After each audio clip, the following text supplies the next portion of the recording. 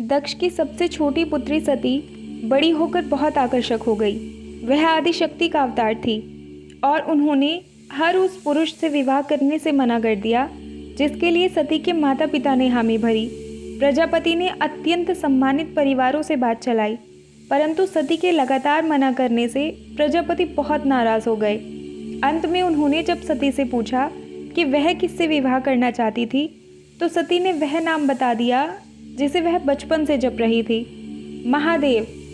दक्ष भड़क उठे। वह भूले नहीं थे कि शिव ने कैसे दक्ष के पिता ब्रह्मा का सिर काटा था, कैसे उन्होंने ब्रह्मा को पूजा के अयोग्य घोषित किया था और किस तरह उन्होंने दक्ष द्वारा चंद्र को दिए शाप को संशोधित कर दिया। हाल में शिव ने फिर प्रजापति को नाराज कर दिया था। दक्ष ने एक दिन ब्रह्मा की सभा में प्रवेश किया तो शिव को छोड़कर सभी देवता दक्ष के सम्मान में उठ खड़े हुए। तब दक्ष ने क्रोध में एक नियम बना दिया, यह शिव इतना असभ्य है कि देवताओं के साथ मिलने जुलने के योग्य नहीं है। अब से इस अशिष्ट को कोई भी अपनी सभा में आमंत्रित नहीं करेगा। शिव के वाहन नंदी ने तुरंत उत्तर दिया, महादेव को सांसारिक अनुष्ठानों से कोई सरोकार नहीं है। उन्हें अपशब्द कहने वाला कोई पशु ही हो सकता है। प्रजापति, अपने शब्दों पर नियंत्रण रखिए, अन्यथा आप स्वयं ही पशु के समान दिखने लगेंगे। किंतु सती को इन घटनाओं का आभास नहीं था। वह केवल इतना जानती थी कि उनका अस्तित्व अंश मात्र था जिसे केवल शिव पूर्ण कर सकते थे।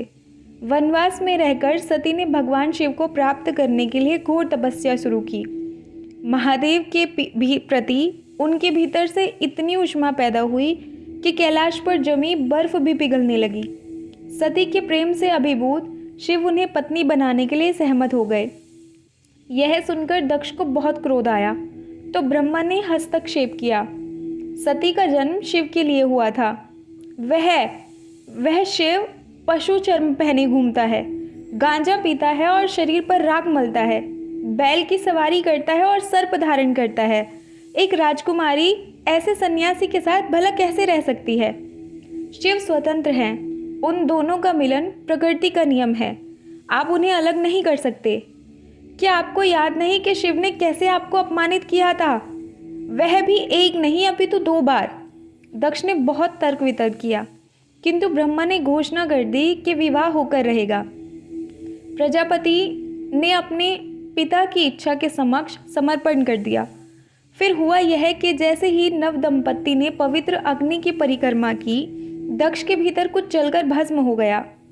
मैं उन्हें उनकी सही जगह दिखाऊंगा।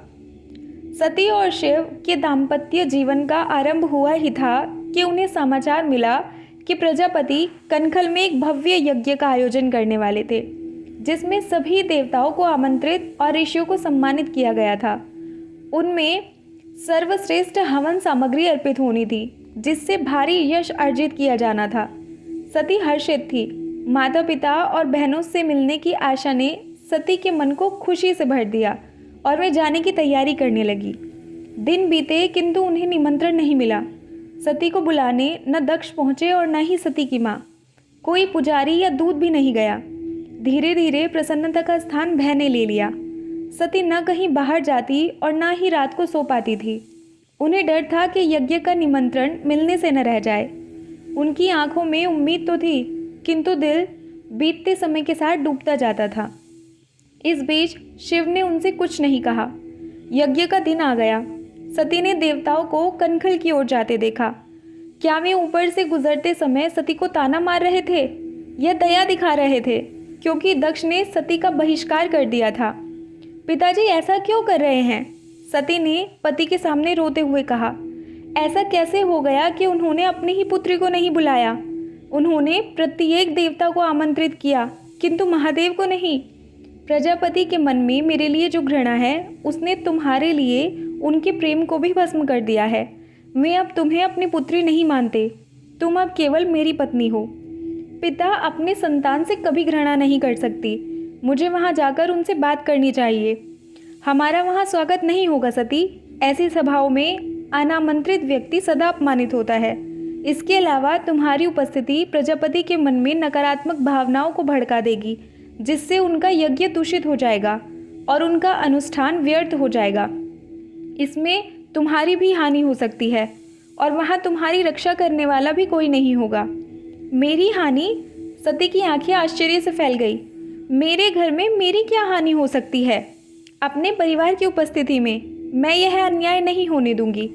आप कहते हैं कि मेरे पिता मुझसे घृणा करते हैं, परंतु जब मैं उनके सामने जाऊंगी तो वह पुनः मुझसे प्रेम करने लगेंगे। शिव ने सती को बार बार रोकने की कोशिश की, किंतु सती ने हट नहीं छोड़ा। अंत में भगवान शिव ने नंदी को सती को कनखल ले जाने का आदेश दिया।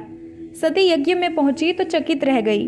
उनकी माँ प्रसूति ने सती को गले नहीं लगाया, किंतु दक्ष की आंखों में तिरस्कार के अलावा कुछ नहीं दिखा।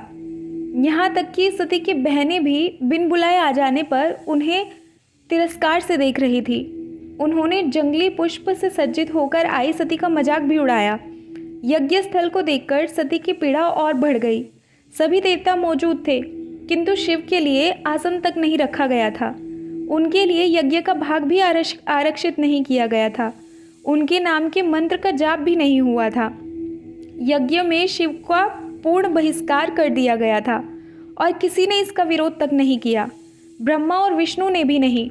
नंदी की आंखों से आंसू बहने लगे, किंतु सती अपने पिता से बहस करने लगी। महादेव के बिना अपने यज्ञ का आयोजन कैसे कर लिया? मैं यहाँ देवताओं और राक्षसों को देख रही हूँ। यक्ष और गंधर्व भी हैं, यहाँ तक कि अच्छी और बुरी दोनों आत्माएं भी। आपने अपने दामाद को क्यों नहीं बुलाया? क्योंकि वह इनमें से किसी भी श्रेणी का नहीं है। प्रजापति ने परिहास किया। वह ना तो वह देव है, न राक्षस, न इंसान है और न ही पशु। वह प्राणियों में सबसे तुच्छ है, जीवों में सबसे अधम। क्या उसने तुम्हें निमंत्रण की भिक्षा मांगने भेजा है? पिताजी, आप मेरे पति का अपमान कर रहे हैं। हाँ, उस पति का जिससे तुमने मेरी इच्छा के विरुद्ध विवाह किया। अपने चारों ओर देखो। मेरी सभ्यता कैसे संस्कृति, संस्कार और रीति रिवाज का उत्सव मना रही है। यहाँ उस अराजकता पसंद शिव के लिए कोई जगह नहीं है।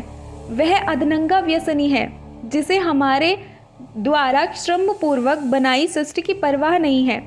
तुम हमारे लिए उसी दिन मर गई थी जिस दिन तुमने उससे विवाह किया, और मृतकों को आमंत्रित नहीं किया जाता। अविश्वास से मानो सती का चेहरा झुलस गया। उसने आहत स्वर में कहा, चंद्र ने जब आपकी पुत्रियों की उपेक्षा की थी तो आपने चंद्र की निंदा की थी, और आज आप स्वयं अपनी पुत्री की निंदा कर रहे हैं। आज मेरी उपेक्षा कर रहे हैं। महादेव सही कह रहे थे। मुझे इस यज्ञ में नहीं आना चाहिए था, जहाँ ब्रह्मा और विष्णु चुप बैठे हैं, जबकि शिव को अपमानित किया जा रहा है। क्या आप भूल गए कि आप महादेव के साथ मिलकर ही त्रिमूर्ति कहलाते हैं? आप परमात्मा की इच्छा की प्रतिनिधि हैं। क्या प्रजापति का मेरे पति को अपशब्द कहना आपको अपशब्द कहने के बराबर नहीं है? अथवा इन आहुतियों के लिए आपकी शुद्धा ने आपका मुंह बंद कर दिया है? तुम्हारी हिम्मत कैसे हुई? दक्ष ने हाथ उठाया, मानो सती पर वार करना चाहते हो। तुम्हारे शिव के अलावा ये सब लोग निमंत्रण के योग्य हैं। ये दोनों अपना कार्य करते हैं, एक रचना करता है और दूसरा उसकी देखरेख, किंतु तुम्हारे पति को कुछ भी स्वीकार नहीं है। उसने परमपिता ब्रह्मा को भस्म करना चाहा, किंतु असुरों को आशीर्वाद में मृत संजीवनी प्रदान की। जब उसने खुद को हमसे अलग कर लिया तो मैं उसे अपने साथ सम्मिलित क्यों करूं?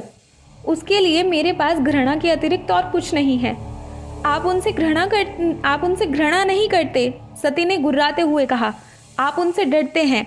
आपको डर है कि आप उन्हें अपने वश में नहीं कर सकते, इसलिए कि वह आपके द्वारा बनाई किसी वस्तु को नहीं मानते।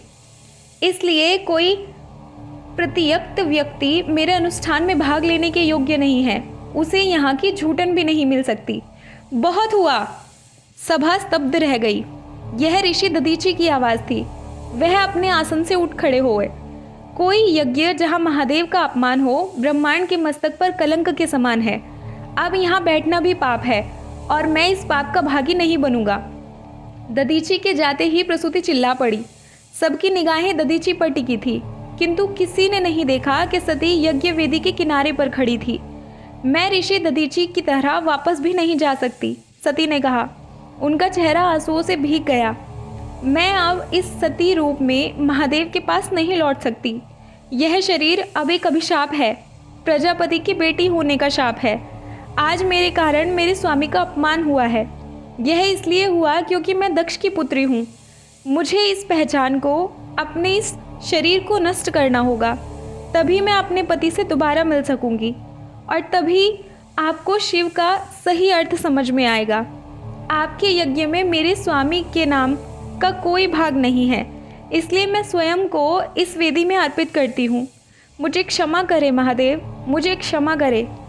दक्ष ने दांत पीसते हुए कहा, शिव का नाम जपना बंद करो, तुम मेरे यज्ञ वेदी को अपवित्र कर रही हो।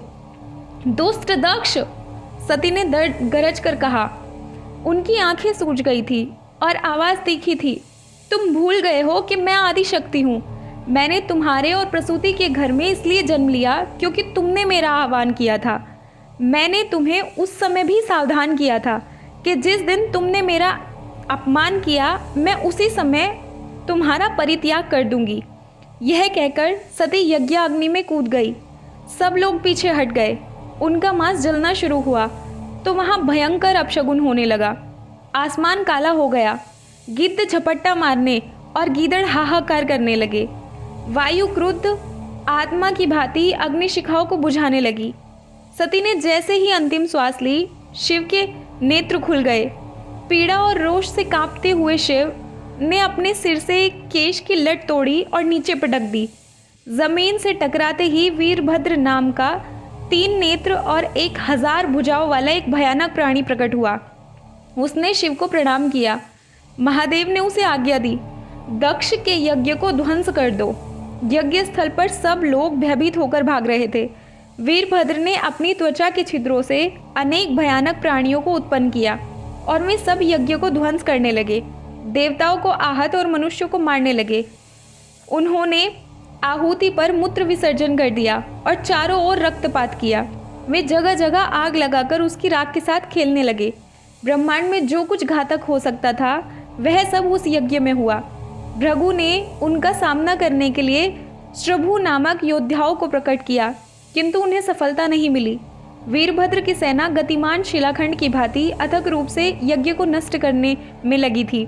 कैलाश की बर्फ कनखल में उठ रही लपटों को दबा रही थी। दक्ष ने विष्णु से सुदर्शन चक्र का उपयोग करने की विनती की, किंतु उन्होंने मना कर दिया। वीरभद्र स्वयं शिव की ऊर्जा का प्रतीक है। वह मेरे चक्र के समान ही शक्तिशाली है। यदि दोनों टकरा गए तो ब्रह्मांड नष्ट हो जाएगा। इससे पहले कि प्रजापति कुछ और कहते, वीरभद्र ने उन पर भी आक्रमण कर दिया। उसने दक्ष के केश पकड़कर उसका सिर काट डाला और उसे आग में झोंक दिया। देवतागण समझ गए कि दधीचि का शाप सच होने वाला है। आप सबको महादेव के क्रोध का सामना करना पड़ेगा। आप सबको। यज्ञ अपवित्र हो चुका था और यह अत्यंत अशुभ घटना थी। तीनों लोकों में इसके विनाशकारी परिणाम हो सकते थे। ब्रह्मा और विष्णु से परामर्श किया गया तो उनका एक ही मत था, महादेव को शांत करना होगा। वही दक्ष को पुनर्जीवित करके यज्ञ को पूर्ण करवा सकते हैं। सभी देवता मिलकर शिव के पास पहुँचे और उन्हें दंडवत प्रणाम किया। उन्होंने शिव से क्षमा मांगी और अपने साथ कनखल ले आए। चूँकि वीरभद्र ने दक्ष का सिर जलाकर नष्ट कर दिया था, इसलिए शिव ने उनसे कोई विकल्प खोजने को कहा। अंत में प्रजापति के शरीर पर एक मेढ़े का सिर लगाया गया, जिससे नंदी का वचन भी सिद्ध हो गया। दक्ष ने शिव को पशु कहा था और अब वह स्वयं पशु के माध्यम से ही पुनर्जीवित हो पाया था। शिव ने भविष्यवाणी करते हुए कहा कि दक्ष अपने वास्तविक रूप में पृथ्वी पर पुनर्जन्म लेंगे। फिर यज्ञ संपन्न हुआ और उससे अर्जित पुण्य सभी को प्राप्त हुआ। तभी अचानक ब्रह्मांड में कंपन होने लगा। ब्रह्मांड ऐसे कांप रहा था मानो कोई निर्दयता से उसे पीट रहा हो। ब्रह्मांड के दोनों भाग टूटने के कगार पर आ गए। सभा के लोग दृश्य को देखने के लिए बाहर निकले तो स्तब्ध रह गए। भगवान शिव सती के जले हुए शिव को कंधे पर लटकाए नृत्य कर रहे थे। उनकी आंखों में जैसे खून उतर आया था। चेहरा पीला पड़ गया था और शरीर के अंग छटपटा रहे थे। उनका पूरा शरीर फड़क रहा था और हिंसक मुद्रा में स्पंदित हो रहा था। मानो सब कुछ नष्ट कर देना चाहता था। रुद्र तांडव। महादेव विलाप कर रहे थे, अपनी प्रियतमा की मृत्यु का शोक। ब्रह्मांड को बचाने के उद्देश्य से सबकी दृष्टि विष्णु की ओर मुड़ी। विष्णु समझ गए कि सती के अवशेष ही शिव को पीड़ा दे रहे थे, महायोगी को माया की ज्वाला से झुलसा रहे थे। कपाली के ऊपर जैसे 1000 खोपड़ियों का भार आ गया था। विष्णु ने अपना सुदर्शन चक्र छोड़ दिया। शिव जिस समय झूम रहे थे तो चक्र ने सती के शिव के 51 टुकड़े कर दिए। एक एक करके वे अंग पृथ्वी पर विभिन्न स्थानों पर गिरे। उन स्थानों पर शक्तिपीठों की स्थापना हुई। शिव रुक गए, उनके शरीर से बोझ उतर गया था, किंतु हृदय अब भी भारी था। शिव चले गए, वे फिर से अकेले रह गए थे।